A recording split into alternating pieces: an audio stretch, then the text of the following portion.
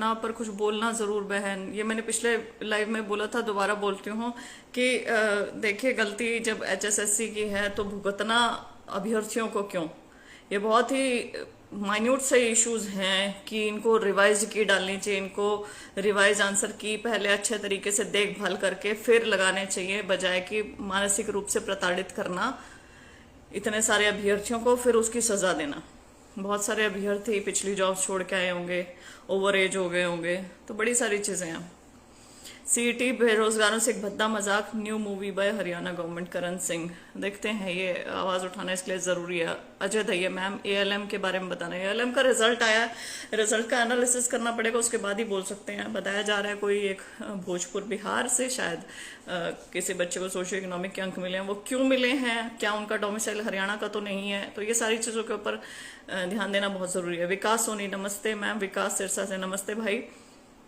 ALM qualification पर बोलना sister, ये मैं बहुत बार बोल चुकी हूँ अपने हर एक वीडियो में मोस्टली, तो आप उस पर जाके सुने। नफीस अहमद दीदी, सोशियो इकोनॉमिक पर कैंपेन चलाओ।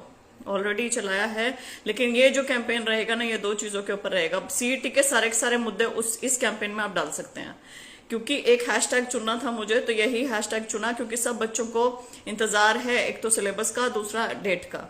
अब सिलेबस और डेट वाला चेंज मत करना, उसमें सोशियो इकोनॉमिक मत डालना, कुछ भी मत डालना। मैं आ रही हूँ डिटेल में क्या करना है उसके ऊपर। आप लोग जुड़े हैं, फिर हम स्टार्ट करते हैं। संजय तालान, राम राम। अजय चहल, वर्ष 2022 में किसी भी एग्जाम भर्ती की उम्मीद नहीं है, ना ही सीटी, ना ही अध्यापक भर्ती, सब चुनाव तक खींचा जाएगा। मैं पहले कह रही हूँ, चुनाव तक जाने वाला है सब कुछ, लेकिन ऐसा नहीं है कि हम हाथ पे हाथ रख के बैठ जाएं। हाथ पे हाथ रख के बैठना और ये मान के चलना कि इन्होंने तो ऐसा ही करना है, वो सबसे गलत हो जाएगा। Let us make them do it. हम लोग इकट्ठे होते हैं ना, हम लोग अपनी मांग तो उठाएं, हम अपनी साइड का काम पूरा करें ना। जब हम अपनी साइड का संघर्ष पूरा कर लेंगे तो फिर सामने वाले को देखेंगे वो कर रहा है कि नहीं कर रहा है, या ये देख के कि भाई सामने वाले तो करना ही नहीं है इसलिए हम भी ना करें, वो गलत हो जाएगा ना। गुड मॉर्निंग मैम, मेरा ग्रुप डी ईएसपी कोटे से ग्रुप डी में चयन हो रहा है, चयन हो रहा है, मगर मेरी कैटेगरी में मिस्टेक हो रही है। मैं बीसीबी में आता हूं, मगर कैफे वाले ने फॉर्म भरते टाइम बीसीए कैटेगरी में फॉर्म फिल कर दिया। तो गलती किसकी है? कैफे वाले की गलती नहीं है, आपकी गलती है। आपको देखना चाहिए था ये चीजें, और ये बहुत माइन्यूट इश्यूज होते हैं। आपको खुद अपने फॉर्म खुद से फिल करना चाहिए, देखना चाहिए पास बैठ के कि वो भर क्या रहा है, यदि बाहर भरवा भी रहे हैं तो अब आप इसमें देखें क्या कर सकते हैं, आप कमीशन को अप्रोच करें। Ram Prasad Jangra, group D department change please ma'am, raise our voice. I have raised it number of times, multiple times. दोबारा फिर से सरकार को कि इनका डिपार्टमेंट चेंज कर दें प्लीज। ये बहुत टाइम से आपसे गुहार कर रहे हैं, इतने टाइम से आपको लिख रहे हैं, इतने टाइम से आपको ट्वीट कर रहे हैं, सारी चीजें कर रहे हैं, और आपने भी इनका पोर्टल खोल के दोबारा बंद कर दिया और उसके बाद आपने देखा नहीं पलट के। तो कृपया करके आप इनके ऊपर ध्यान दें और इनके डिपार्टमेंट चेंज की कवायद शुरू करें। जेबीटी भर्ती पर भी बोलना बेबे सुखदेव वाल्मीकि, भाई जेबीटी टीजीटी पीजीटी के लिए बिल्कुल अलग करना है, मेरे को बिल्कुल डिफरेंट करना है, इस चीज से अलग करना है। लेकिन मैं उन युवाओं को भी कहूंगी कि कल इसमें पार्टिसिपेट करें। शिक्षक भर्ती के लिए सबने पार्टिसिपेट किया था, आप लोग भी इनके लिए इस ब्लैक डे में शामिल हो। सुंदर सुथर, एनटीए के आगे हाथ फैलाना जरूरी है क्या? ये सवाल क्यों ना सरकार से किया जाए कि जरूरी है क्या? And I have asked them as well and I have received an answer कि एनटीए ये वाला एग्जाम करवाएगा और नेक्स्ट जो एग्जाम होगा ग्रुप सी के लिए वो एचएसएससी करवाएगा। When I asked again then said कि यही डिसाइड हुआ है। तो ये डिसाइडिंग अथॉरिटी एचएसएससी नहीं है, deciding authority is Haryana government. तो क्यों डिसाइड किया है, क्या करेगा, लेट्स सी। चलिए स्टार्ट करते हैं। कल हम मना रहे हैं ब्लैक डे, काला दिवस।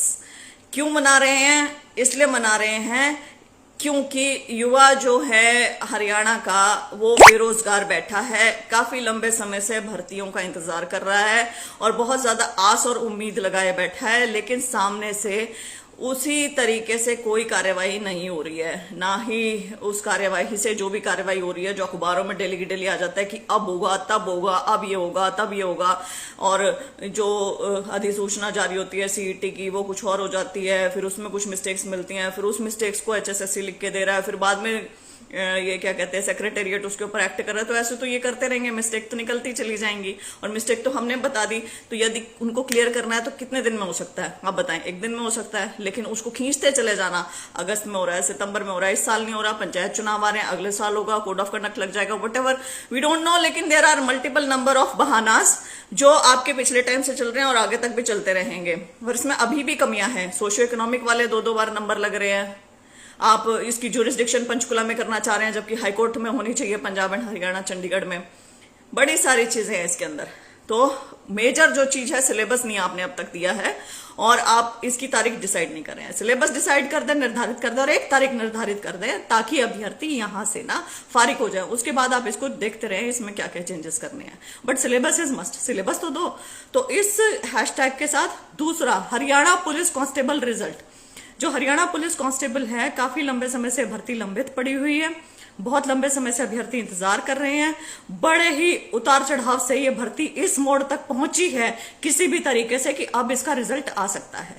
पहले ये भर्ती बहुत सारे दांव पेचों में फंस चुकी है, अब ये थोड़ी क्लीन होकर ऐसी जगह पर आई थी जहां इसका रिजल्ट आने की उम्मीद थी पूरी पूरी, और आ भी रहा था और उसमें कोई दिक्कत भी नहीं महसूस हो रही थी। लेकिन उस मोड़ पर लाकर इसे छोड़ देना, वो बहुत अखरा है अभ्यर्थियों को, और ये एक डर भी इसने पैदा किया है अभ्यर्थियों के मन में, बाहर युवाओं के मन में, कि अब जब सब चीजें ठीक थी, जब सब चीज एक प्लेटफॉर्म पे आ गई थी और सारी चीज बिल्कुल ठीक चल रही थी, अब सरकार का एक्ट ना करना बहुत गलत है।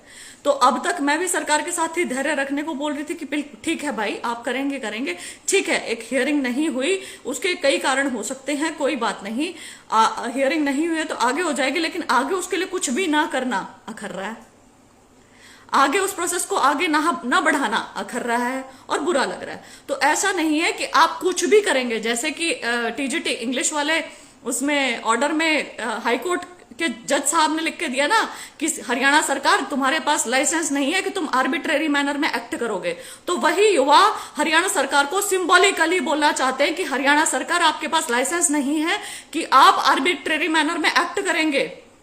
इतनी बड़ी भर्ती है, युवा बाहर बैठे हैं, इंतजार कर रहे हैं और आप उसमें कुछ भी ना करें, ये गलत है, हमें नहीं है, ये ठीक नहीं लग रहा है। जब बेरोजगारी बिल्कुल चरम सीमा पे है, हरियाणा नंबर 1 चल रहा है बेरोजगारी में, तब भी आप कुछ नहीं कर रहे हैं, ये गलत है, हमें बहुत बुरा लग रहा है। क्या सीईटी की अधिसूचना आने में इतना समय लगता था? चलिए लग गया, सब कुछ चीजें ठीक है, उसको सही करके ठीक देने में कितना समय लगेगा? एग्जाम करवाने में कितना लगेगा? सिलेबस देने में क्या प्रॉब्लम थी? ऐसे इश्यूज जो कि एड्रेस हो जाने चाहिए था, फिर भी नहीं करते। आपको सारी चीजों का बताया, ऐसी बात नहीं है कि ग्राउंड रिपोर्ट आपके पास नहीं, लेकिन फिर भी आप नहीं कर रहे हैं। तो ये जो कल हम काला दिवस मनाएंगे, ब्लैक डे मनाएंगे, ये एक हमारा रोष प्रकट करने का तरीका रहेगा, ये एक सिंबॉलिक प्रोटेस्ट रहेगा जिसमें हम सब ने इंक्लूडिंग मी, इंक्लूडिंग सारे युवा जिन्होंने भरे हैं फॉर्म्स, इंक्लूडिंग उनके माता पिता, जो भी हरियाणा के युवाओं की मदद करना चाहता है, इसमें आना चाहता है, युवाओं के साइड से आवाज उठाना चाहता है, चाहे फिर वो उनके अभिभावक हो, चाहे रिश्तेदार हो, दोस्त हो, मित्र हो, कोई नेता हो, मंत्री हो, विपक्ष हो, मीडिया हो, कुछ भी हो, वो कल काले कपड़े पहने, काले कपड़े ना हो, मान लीजिए आप कुर्ता पहने या फिर टी शर्ट पहने या फिर दुपट्टा ले सकते हैं ब्लैक, ना हो तो आप काली पट्टी बांध सकते हैं या काला यहाँ पे बांध सकते हैं, रिबन बांध सकते हैं, प्रोटेस्ट करने के लिए यहाँ बांध सकते हैं, आप ब्लैक कलर का मास्क लगा सकते हैं, कुछ भी ब्लैक। तो हम ये करेंगे और हम अपने इस काला दिवस के माध्यम से, ब्लैक डे के माध्यम से सरकार को सिंबॉलिकली बताना चाहते हैं कि आप अब बहुत ज्यादा गलत कर रहे हैं, आप युवाओं को बहुत ज्यादा नजरअंदाज कर रहे हैं, आपका उदासीन रवैया जो चल रहा है भर्तियों के प्रति वो बिल्कुल ही ठीक नहीं है और हम इसका संपूर्ण तरीके से विरोध करते हैं और बहुत ही सभ्य मैनर में कर रहे हैं। हम कुछ गलत नहीं